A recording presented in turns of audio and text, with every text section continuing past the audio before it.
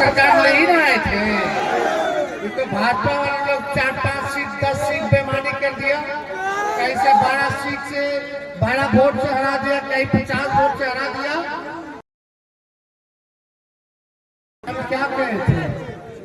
कि अगर तेजस्वी मुख्यमंत्री देगा तब हमारे चाचा का कहते रहे असंभव है, पैसा कहां से नौकरी लाएगा। जब मौका मिला होने से पलटे तो हम लोग उनको बना कि भाजपा को भगाइए, आइए वो आए, हम मुख्यमंत्री बने।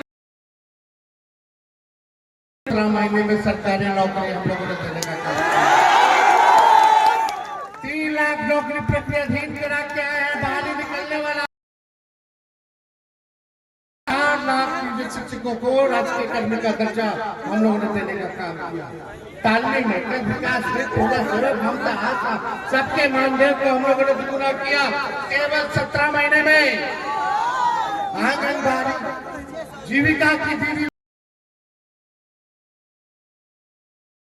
युवा नेता प्रतिपक्ष भाई तेजस्वी प्रसाद यादव जी, हमारे साथ उपस्थित दीपंकर भट्टाचार्य जी, संजय यादव जी, वीआईपी पार्टी के सचिव बीके सिंह जी, ओम प्रकाश बिंद जी, जिला अध्यक्ष लक्ष्मण यादव जी, अशोक यादव जी, राम संजीव चौधरी जी, गंगा चौधरी जी, भोला निषाद जी, सुनील निषाद जी, जयप्रकाश चौहान जी, भरत बिंद जी, हीरालाल चौहान जी, ललित किशोर जी, तेज नारायण चौहान जी, अलग चौहान जी, लालदेव चौहान जी, वकील चौहान जी, विद्याधर चौहान जी, सरोज चौहान जी, राम बिंद जी, मनोज चौहान जी, सुदामा प्रसाद जी, चंदन सहनी जी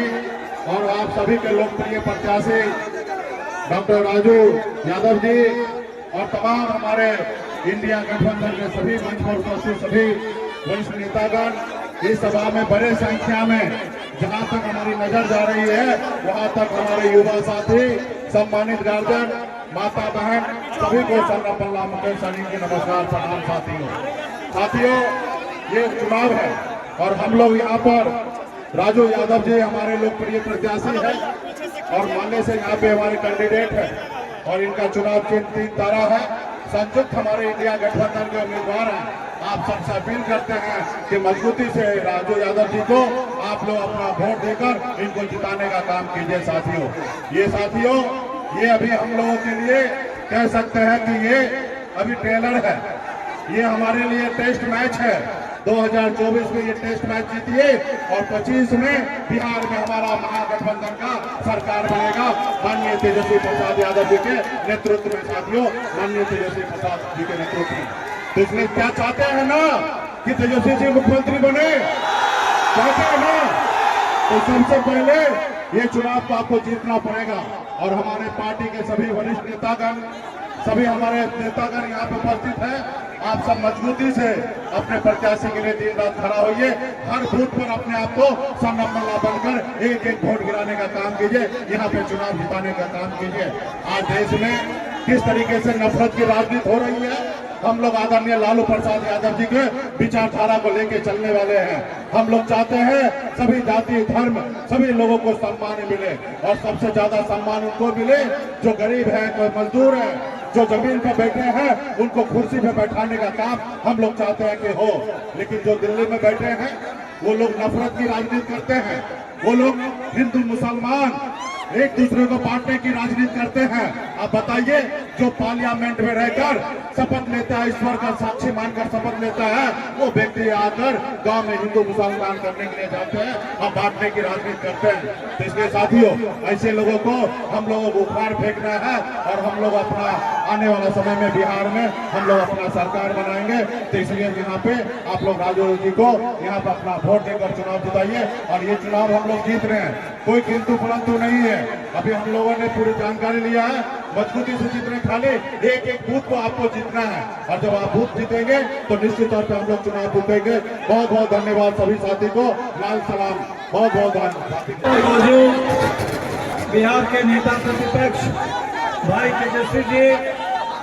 आरए के सांसद सुदामा जी,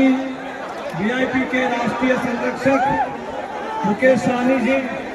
चुनाव में आप सबके उम्मीदवार राजू यादव जी, मंच पर उपस्थित हमारी पार्टी के राज्य सचिव कुणाल जी, पार्टी के वरिष्ठ नेता स्वदेश जी और पूरे इंडिया गठबंधन के तमाम नेतृत्वकारी साथियों, और जहां तक मेरी आवाज पहुंच रही है, जहां तक मेरी आवाज नजर जा रही है, इस पूरे तरारी क्षेत्र के तमाम संघर्षशील मतदाता को मेरा इनकलाबी सलाम। साथियों, ये चुनाव, इस चुनाव को आपने बुलाया है, ये चुनाव आपने इस उपचुनाव को बुलाया है क्योंकि सुदामा जी जो 2015 और 2020 में जिनको आपने तरारी से जिता करके पटना भेजा था, इस बार आपने सुदामा जी को दिल्ली भेज दिया। तो भर्ती निकालने का काम आपने किया है और इसीलिए राजू जी को यहाँ से पटना भेज करके इस पूरे खाली पद को भरने का काम भी आप ही का काम है। आप इस काम को जरूर पूरा करेंगे, ये आप सबके ऊपर भरोसा है और आप सबसे अपील है। साथियों, ऐसे समय में ये चुनाव हो रहा है,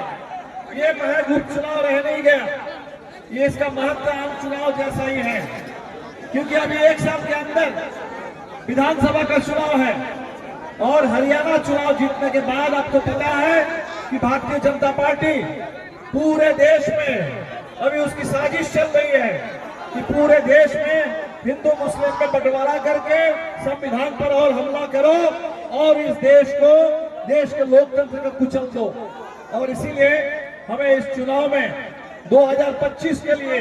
अभी तो ये झांकी है, 4 चुनाव हम लोग रामगढ़ में सभा करके आ रहे हैं, इमामगंज में सभा करके आ रहे हैं, बेलागंज की भी रिपोर्ट सुन रहे हैं और ये चारों सीट ये इंडिया गठबंधन में लोकसभा चुनाव में इंडिया की जीत हुई थी चारों विधानसभा में, और इसीलिए इस बार भी जीत करके आपको 2025 का रास्ता बिल्कुल क्लियर करना है कि 2025 में बिहार में और एनडीए की सरकार नहीं चलेगी और भारतीय जनता पार्टी जो नीतीश जी के बाद बिहार में बुलडोजर राज थपना चाहती है, उस साजिश को करते ही हम लोग बिहार में कामयाब नहीं होने देंगे। ये चुनाव इस संकल्प के लिए है।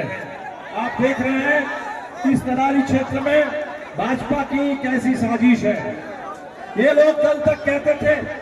कि हम अपराधियों के साथ नहीं हैं और इस चुनाव में हम देख रहे हैं कि पूरी तरह से फिर एक बार सामंती सांप्रदायिक अपराधी गठजोड़, उस गठजोड़ को तरारी पर थोपने की पूरी कोशिश है। हम देख रहे हैं कि सुदामा जी जब से जीते हैं, ये भाजपा के हारे हुए नेता ये इस जीत को पचा नहीं पा रहे हैं और किस भाषा में बात करते हैं। सुदामा जी जैसे आपके लोकप्रिय सांसद, उनके बारे में जिस तरह से बात करते हैं भारतीय जनता पार्टी के नेता, इससे आपका उनको मनसा बोध बिल्कुल साफ हो जाता है। हमारे लोग में कभी भारतीय जनता पार्टी हो, हमारा वैचारिक कंटेंट है, इनके किसी नेता के बारे में हम लोग कभी कोई अपमान सूचक बात नहीं करते, लेकिन हम देख रहे हैं कि माले के नेताओं को लेकर के, आपके सांसद को लेकर के जिस भाषा में ये लोग बात करते हैं, तो आप समझ लीजिए कि वही पूरा एक बार सामंती मानसिकता, वही सामंती अपराधी सांप्रदायिक गठजोड़ वो इसको थोपना चाहते हैं। और इसीलिए हमने तो देखा कि तरारी के गरीबों में, किसानों में, नौजवानों में जबरदस्त उत्साह है, क्योंकि हमने बिहार के लिए जो एजेंडा तय किया था, बीच में जब नीतीश कुमार जी हम लोगों के साथ आए थे, उस समय जो बिहार के लिए दिशा तय हो रही थी, हम चाहते हैं कि उस दिशा पे बिहार आगे बढ़े। जाति आधारित जनगणना हुई, जनगणना के बाद 65% आरक्षण हुआ, उस 65% आरक्षण को दिल्ली संसद में भी पारित करा के उसको संविधान की 9वीं अनुसूची में डालना था, लेकिन ये काम नीतीश जी ने, मोदी जी ने नहीं किया। सामाजिक आर्थिक सर्वेक्षण से तय हुआ था कि 95 लाख बिहार के महागरीबों को 2-2 लाख